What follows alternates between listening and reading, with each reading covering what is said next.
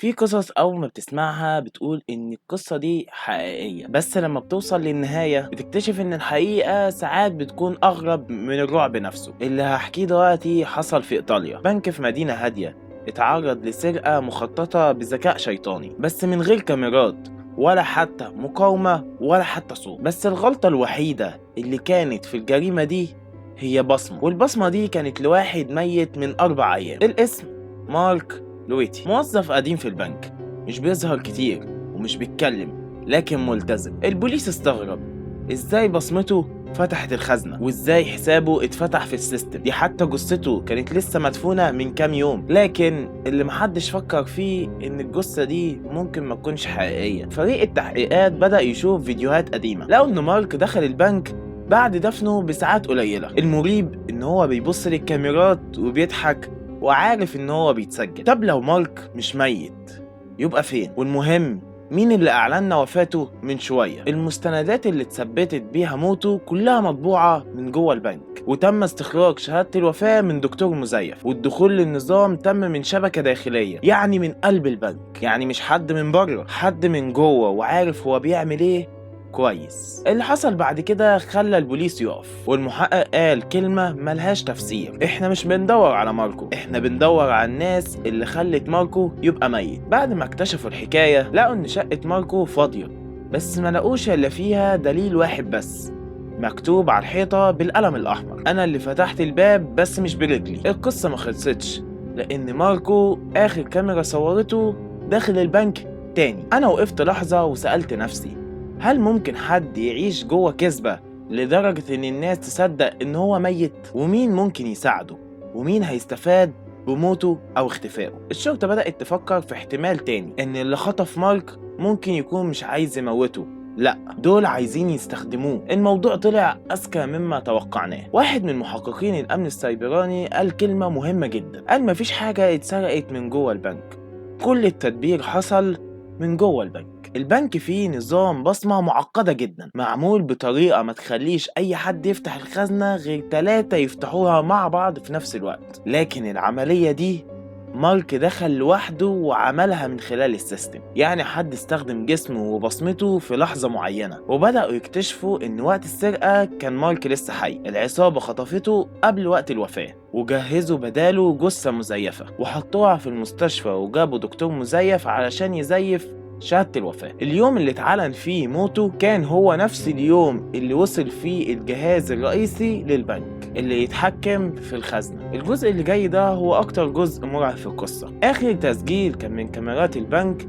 يوم 14 يونيو الساعة 42 دقيقة فجرا. مارك دخل من الباب الجانبي للبنك وكان لابس جاكيت البنك، بالطاقة مش موجودة في النظام. مشي لحد الخزنة ووقف قدامها وبص للكاميرا وابتسم، وبعدها الشاشات اسود، ومن بعدها كل بيانات البنك اتمسحت. الملفات والفواتير والسجلات البنكية كلها راحت في لحظة، زي ما يكون ان مارك ما دخلش البنك علشان يسرق فلوس، بل دخل علشان يمسح كل أدلة الناس اللي كانت بتساعده. لكن الغريب مش هنا.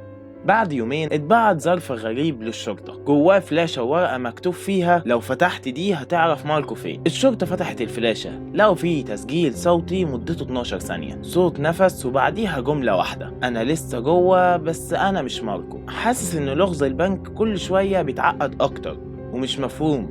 هل فعلا إن ماركو ميت ولا عايش؟ هل فعلا هو مات بعد السرقة دي ولا قبل؟ هل فعلا كان في حد منتحل شخصية ماركو ولا ده كله كان خيال؟ ومن ساعتها محدش شاف ماركو تاني ولا حتى عرف العصابة دي كانت مين. بس كل اللي شغالين في البنك بيحلفوا انهم بيسمعوا صوته وبيسمعوه بتكرار كتير، وبيقول جملة واحدة: أنا اللي فتحت الباب. كل الناس كان بتسأل نفس السؤال: مين كان مع ماركو؟ لأن الراجل لوحده عمره ما هيعرف يعمل عملية بالحجم ده. تخطيط بالشكل ده محتاج فريق كبير، مهندس سيستم، حد من جوه البنك، وحد بيراقب الشرطة، وحد بيغطي الطريق بعد التنفيذ. بتحقيقات الشرطة بدأوا يراجعوا كل الناس اللي كانوا بيقابلوا ماركو قبل اختفائه، ولقوا حاجات مريبة جدا. موظف الأمن بتاع البنك استقال قبل الحدث ده ب3 أسابيع، مسؤول الاي تي خد اجازة قبل العملية دي بكام يوم، عامل البريد اللي دخل البنك في نفس اليوم مش متسجل اصلا في سجل البريد. الغريب إن كلهم اختفوا بعد السرقة بنفس الطريقة اللي اختفى بيها ماركو. التحقيق اكتشف إن كل دول كانوا موظفين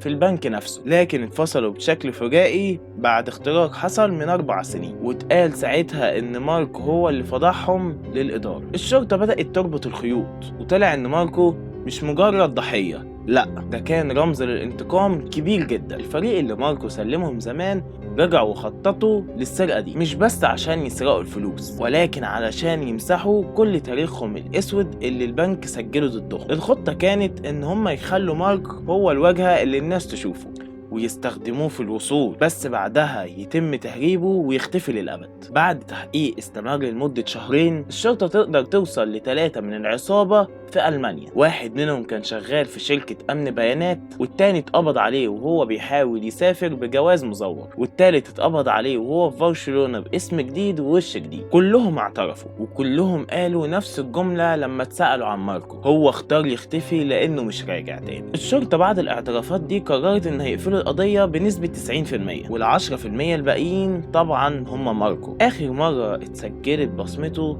كان في مطار ميلانو داخل على طيارة خاصة واجهتها مش معروفة، وساب وراه تليفون محطوط على كونتينر مكتوب فيه رسالة معينة: أنا ما مشيتش، أنا بس خرجت قبل ما تموتوا. الفلوس اترجعت، البنك اتأمن كويس جدا، والعصابة اتقفشت، لكن ماركو بقى أسطورة في عالم الجريمة. والمثير للجدل إن في ناس بتقول إن كل سنة بيظهر في بنك جديد يسلم ملف ويحذف ملف ويخترق نظام جديد، وساعات بيختفي أكنه شبح، لكن اللي بيشوفوه بيقولوا نفس الجملة: كان بيبص ليا أكني أنا الضحية الجاية. القصة دي ممكن تكون حقيقية وممكن تكون بتحصل حوالينا وإحنا مش واخدين بالنا، لكن لو عندك قصة شبه كده أو تفاصيل حصلت عن قصة وضغطت عليها ابعتها لي في الكومنتات، ممكن أنت تكون صاحب القصة الجاية.